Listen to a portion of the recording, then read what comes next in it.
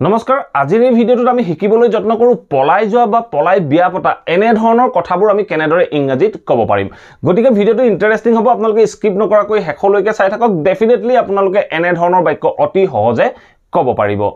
আমি আমাৰ ডেইলি লাইফত এনে কিছুমান বাক্য কওঁ যে তাই তাৰ লগত পলাই বিয়া হৈছিল তাই তাৰ লগত পলাই বিয়া হৈছিল সো তেনে ক্ষেত্ৰত আমি বাক্যটো কওঁ যে she ran away with him and got married she ran away with him and got married এতিয়া সক পলাই বিয়া হোৱাৰ কাৰণে আমি এটা ওয়াৰ্ড ব্যৱহাৰ কৰিব পাৰো হে ওয়াৰ্ডটো হল এলপ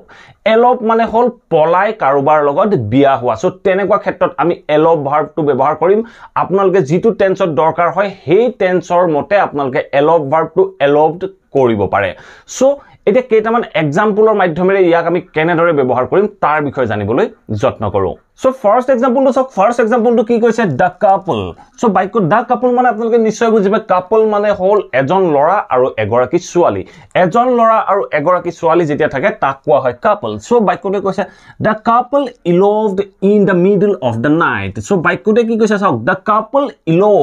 eloped মানে হল পলাই গৈছিল মই past tenseত ব্যৱহাৰ কৰিলো মই কৈছো যে দা couple eloped in the middle of the night মানে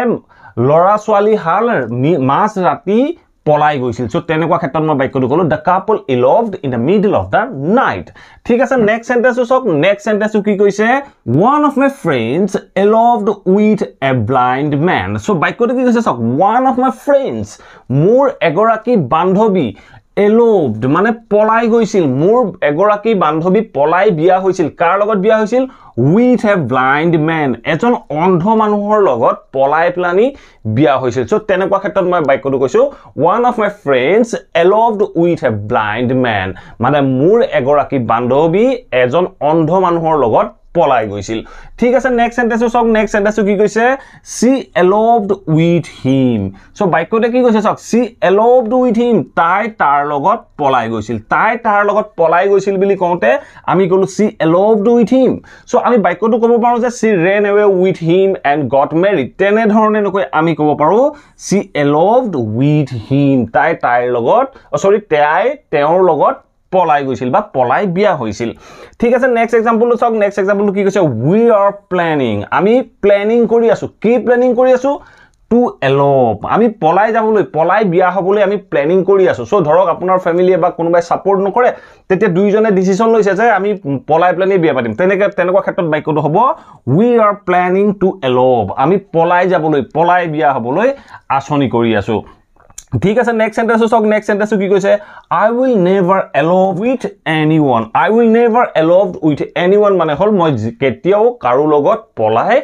না যাও সো এনে ধৰণে আমি পলাই যোৱাৰ কাৰণে elope ভাৰ্বটো ব্যৱহাৰ কৰিব পাৰো আশা কৰো এই ভিডিঅটোৰ পৰা আপোনালোকে নিশ্চয় জানিব পাৰিলে পলাই বিয়া হোৱাৰ ক্ষেত্ৰত আমি কোনটো ভাৰ্ব ব্যৱহাৰ কৰিব লাগে যদি এই ভিডিঅটো ভাল পালে প্লিজ ভিডিঅটো লাইক কৰিব শেয়াৰ কৰিব আৰু আপোনালোকৰ যদি কিবা কোৱেশ্চন আছে কিবা টপিক আছে মোক কমেন্ট বক্সৰ মাধ্যমেৰে আপোনালোকে জনাব পাৰে মই তাৰ ওপৰতো ভিডিঅ বনাবলৈ যত্ন কৰিম আৰু যদি চেনেলটো সাবস্ক্ৰাইব কৰা নাই প্লিজ সাবস্ক্ৰাইব কৰিলে অল নোটিফিকেশন অন কৰি লব মই যেতিয়া এনে ধৰণৰ ইংলিশ লাৰ্নিংৰ ভিডিঅ আনিম আপোনালোকে নোটিফিকেশন পাব আৰু টাইম মতে ভিডিঅবোৰ চাব পাৰিব thank you for watching this video